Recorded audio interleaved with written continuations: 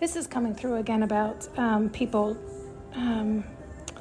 it's like mimicking or copying or trying to be somebody they're not, really. It's not duplicating as much. It's like the idea of copycatting, but it's like, let's just use me as an example. Like, say somebody's listening to my stuff and then they try to understand it and then they try to put their own spin on it. And it's not going to, it's the idea of it won't work as well because it's not them. It's not coming from them. It's not their essence. It's not authentically them. They're trying to be authentically me, which you cannot be. You can only be authentically you. And so it just won't resonate the same because people can feel the fakeness. They might not be able to determine that's what it is. They might not be able to verbalize it, understand it, any of it. But it's something that it's like, it's an inner knowing that it doesn't resonate. Something's off. Can't figure it out. Don't know why, but it's something, and they can't pinpoint it. So it's like even when they try to put their own spin on it, it just isn't the same. And so it's like, they're showing me how, like I'm learning this stuff because I'm doing my own shadow work and I'm offering what I'm learning and I'm communicating with the unseen and I'm doing all this firsthand. And then it comes out and I hear it. And yes, it's something that I finally learned and integrated all the way for me. Yet we've talked about it's all the same, meaning this isn't necessarily new news, but when it hits you authentically, when you truly learn it, not just intellectually, not just emotionally, but it just fully integrates into who you are, then when you transmute that into like this is my art form, when I do it this way, it's going to resonate with people on a whole nother level because that's how truth works. And so again, like if you were to copy me, even if you try to put your own spin on it, try to understand what I'm saying and then put your own spin on it, you haven't fully integrated or understood it, even if you think you have. So it's just not going to, quote, work, right?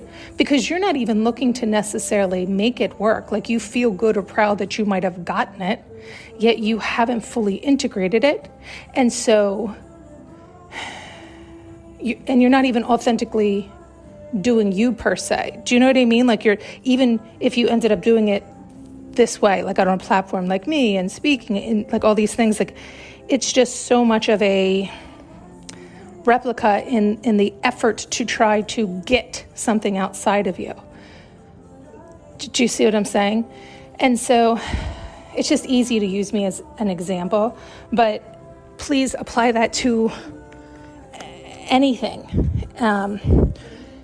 whether you are the one who's attempting to copy another or, those who are being copied, it's like,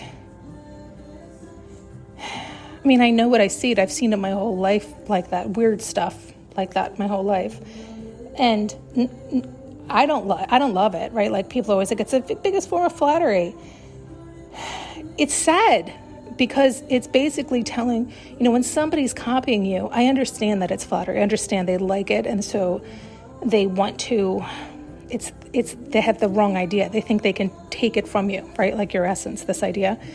But it's more than that. Like in that act itself, you're telling your inner child, your inner self, your inner God, your inner being that they're no good. Look, what you can come up with is no good.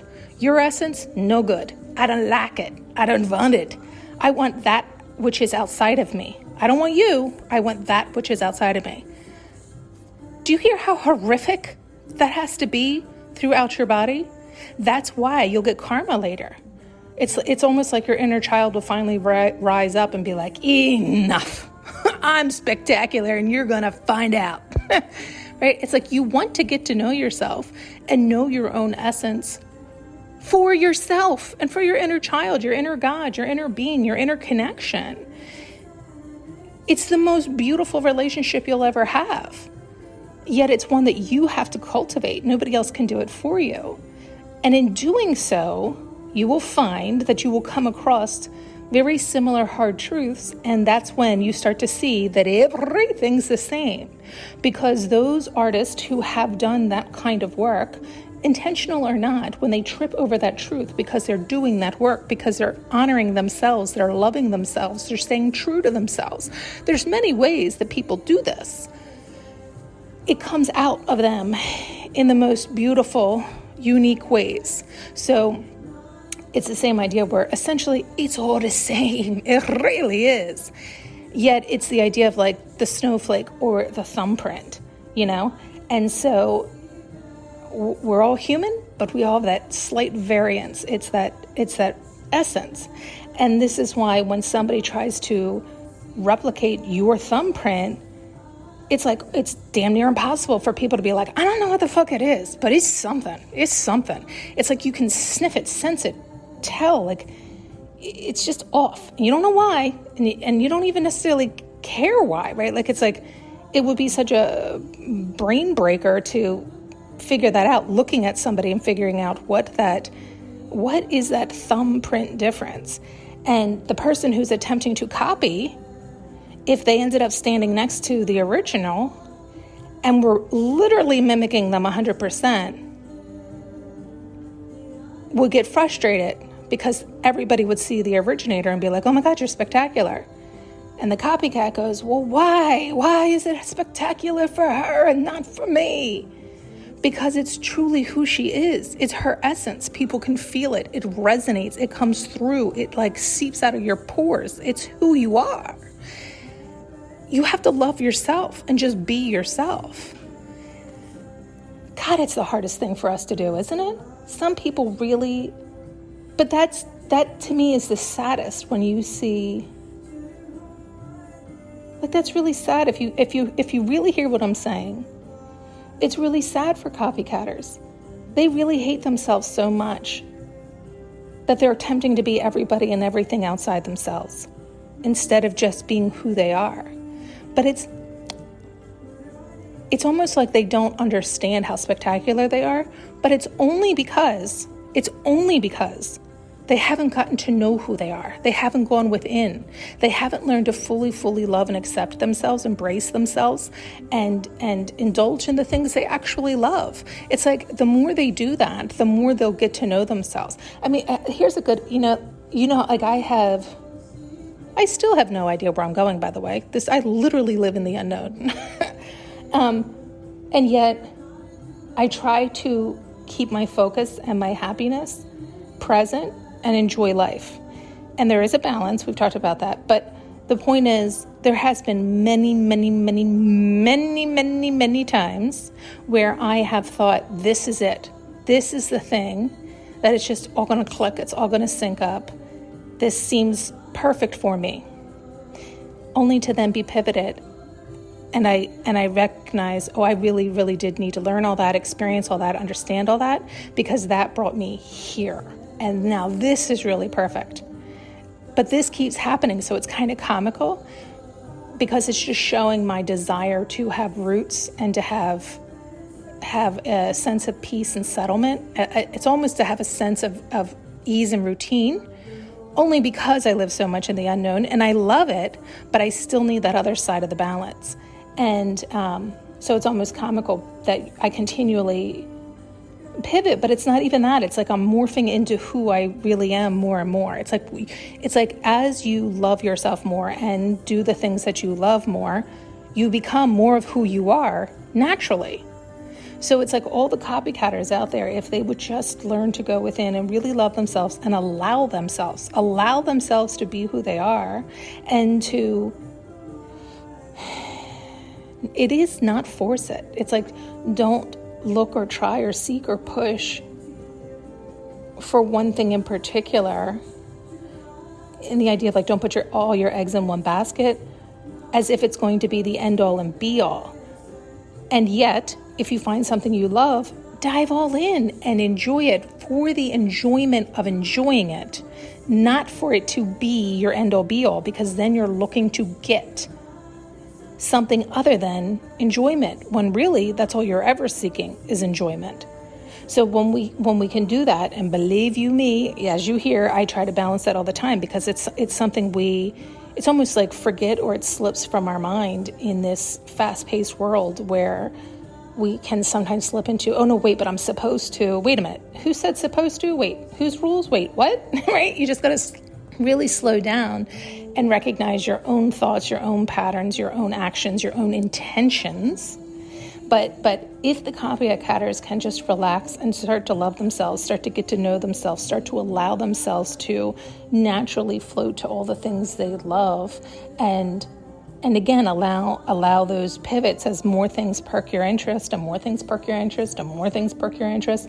Next thing you know, you'll start to love yourself more and more, because you're loving your life more and more. You're allowing everything to flow more and more. And before you know it, you bump into things that are just fun, right? Like, it's the idea that I really enjoy this and it's really beneficial for me. And they keep pivoting me back here. And you hear, I still try to balance it. I definitely still, I definitely would like to know more than I know. So I struggle with that. But in any case, I hope that helps somebody. If, copycat, the word in itself can be shameful and upsetting. And I'm not looking to add any shame or upset into your life. But if you recognize that you're doing that, see that you're not honoring yourself or loving yourself, and you are lovable, and you are worth it, and you are good enough exactly as you are. So don't look to anybody outside yourself to be them. There's nobody outside of you that is more spectacular than you. You just have to get to you. You just have to uncover you. You just have to discover you. You just have to, it's like the idea of polish yourself up, in the sense that you're uncovering all the dirt that has been placed upon you, all those beliefs that have weighed you down, that have kept you stuck and stagnant, and thinking that you're not good enough to be you, so you better look outside of you. They're all lies. But you have to, for me, and I've shared this with you, some people don't. For me, I had to do that work, right? You can't just say it, right? You have to understand it. You have to really understand where it came from in you, what hinges you were making, why it became that way, to release it. Other things you really can just release. Other things you can see and be like, oh my God, I cannot believe I was thinking that, but I totally was. And I embedded it by repeating it endlessly, and it became a belief. It can be removed, lickety-split.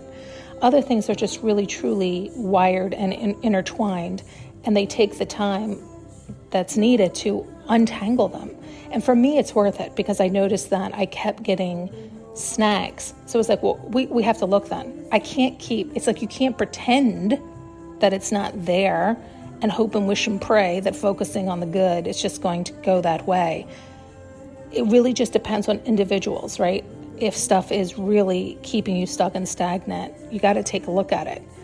And this is why it's so individual. It really is. There's people who just don't have a drop of the issues I'm talking about, so it's almost worthless information in that sense. Where others are so steeped in snags and ties and lies and beliefs, and they don't know how to get out of their own way. And I have found, for me, because I've been in those states, it's not worth letting it naturally come to you, in that you just hope and wish and pray and keep focusing on the good. It's like your soul is screaming, I need you to look at this. I need you to look at this, and I need you to love me, and I need you to feel this so you can understand it and see where it was wrong, it was a lie, it was a mishinge, so that we can actually truly release it for good, so we can actually move forward. And I won't keep pulling you back here, but I'm going to pull you back here until you acknowledge it. So it depends on who you are and how deeply embedded it is. But I think people who tend to be copycats have that kind of stuff. They have such confusion and delusion and wrong beliefs cemented in, that they truly believe the only way they can be seen and validated outside themselves, because that's what they're looking for. They're not looking for inside validation. If they were looking for inside validation, they wouldn't be a copycat. So, they just really have, it's the simplest way to say is they have a deep hatred for oneself. They're totally ignoring oneself and not loving themselves at all. And that has to end. That has to end. They are lovable, they are worthy, and it's just a matter of doing that work and being kind and gentle with oneself. Okay.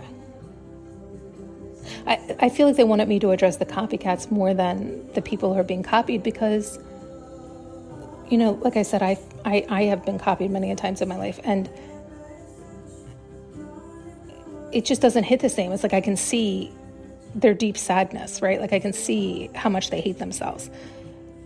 And it's almost like they have a love-hate for me too. It's like they just want to be me, so they hate me and love me. It's almost like they want me to die, thinking that if I die, all of a sudden they can just be me and then it'll work. And it's like that's not how it works either. It's truly not understanding their own deep-seated fears or hatreds or lies or ties, binding them down. Okay. Thanks so much for tuning in and listening. You can now purchase an audio journey with me using the link below.